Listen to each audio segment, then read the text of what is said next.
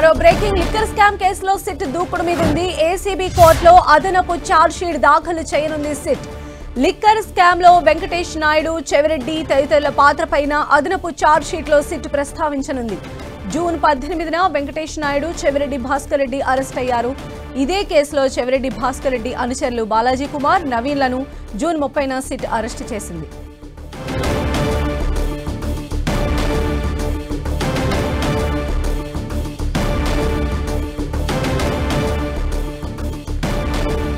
AP liquor scam కేసులో అదనపు charge sheet కి సంబంధించి సిట్ ఇప్పటికే కసరత్తులు మొదలుపెట్టింది. అదనపు ఛార్జ్ షీట్ కి సంబంధించి కూడా చెవిరెడ్డి భాస్కర్ రెడ్డి, ఆయన అనుచరులు, అదేవిధంగా వెంకటేష్ నాయుడు వీరి ప్రస్తావనకి సంబంధించి స్పెసిఫిక్ గా మెన్షన్ చేసే అవకాశాలు కూడా ఉన్నాయంటున్నారు. ఏపీ లిక్కర్ స్కామ్ కేసులో సిట్ తన దూకునైతే కంటిన్యూ చేస్తోంది.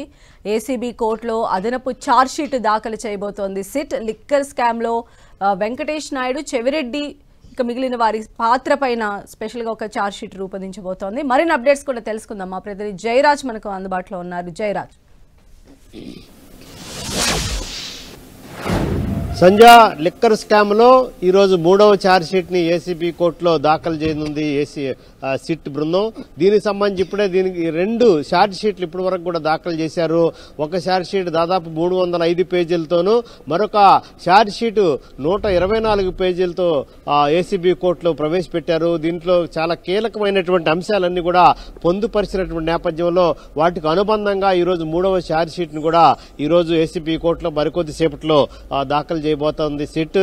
దీంట్లో ప్రధానంగా చెవిరెడ్డి భాస్కర్ రెడ్డి, చెవిరెడ్డి అనుచరులు, అదేవిధంగా వెంకటేష్ నాయుడు, మిగతా దీంట్లో ఎవరైతే పాత్రధారులు ఉన్నారో ఇంకొక 4 నుంచి 8 మంది కీలకమైనటువంటి వ్యక్తుల ప్రస్తావన దీంట్లో ఉంటుందని తెలుస్తా ఉంది.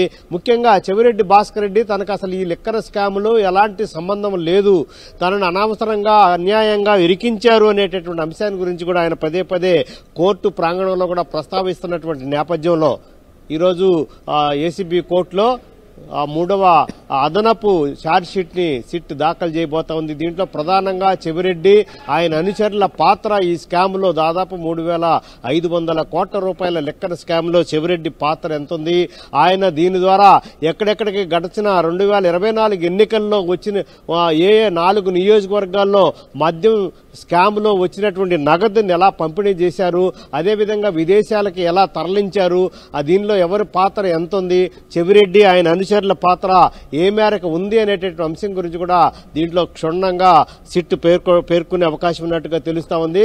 దీంట్లో ప్రధానంగా ఇప్పటికే దీంట్లో దాదాపు 12 మందిని అరెస్ట్ చేశారు, రిమాండ్కి విధించారు.